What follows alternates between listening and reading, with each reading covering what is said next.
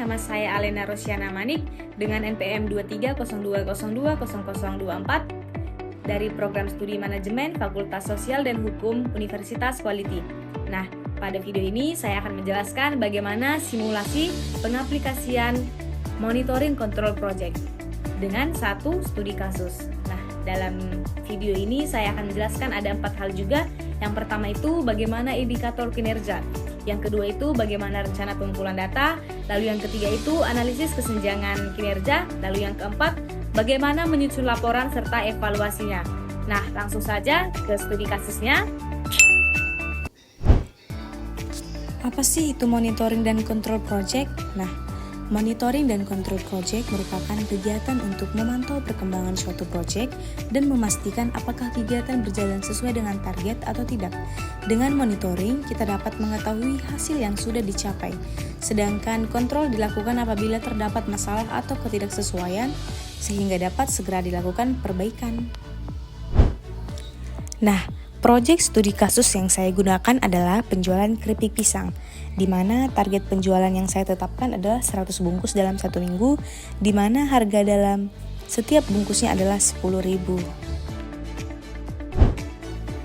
Selanjutnya, indikator kinerja. Nah, indikator kinerja adalah bagaimana ukuran yang digunakan untuk menilai keberhasilan suatu proyek.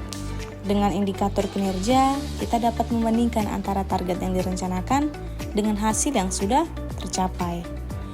Dalam proyek penjualan keripik pisang, indikator kinerja yang saya gunakan adalah jumlah produk yang terjual, yaitu targetnya ada 100 bungkus per minggu.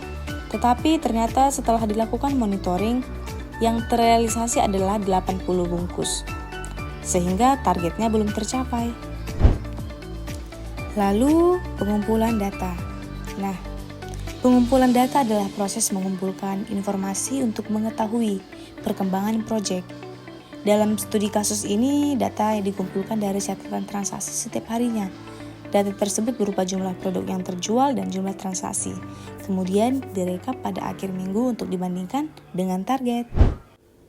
Selanjutnya, ada juga analisis kesenjangan. Analisis kesenjangan dilakukan dengan membandingkan target dan hasil yang dicapai. Target penjualan keripik pisang adalah 100 bungkus, sedangkan hasil penjualan hanya 80 bungkus. Jadi terdapat kesenjangan sebesar 20 bungkus. Hal ini menunjukkan bahwa target penjualan belum tercapai.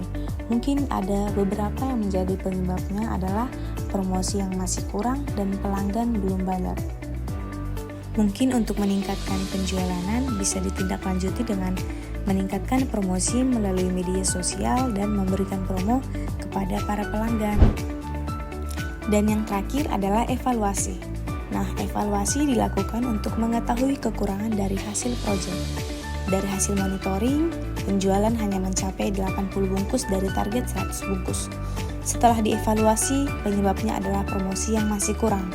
Nah, seperti yang tadi sudah saya katakan, perbaikan yang dilakukan mungkin bisa melalui promosi yang lebih ditingkatkan, melalui media sosial, dan memberikan berbagai macam promo-promo kepada para customer. Oke, sekianlah simulasi monitoring control project dari studi kasus saya, yaitu penjualan keripik pisang. Ada juga kesimpulan yang bisa saya ambil, yaitu monitoring dan control project sangat penting untuk mengetahui apakah target yang telah ditetapkan sudah tercapai atau belum.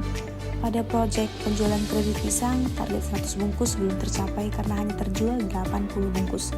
Oleh karena itu, diperlukan evaluasi dan perbaikan, terutama dalam meningkatkan promosi agar target penjualan berikutnya dapat tercapai.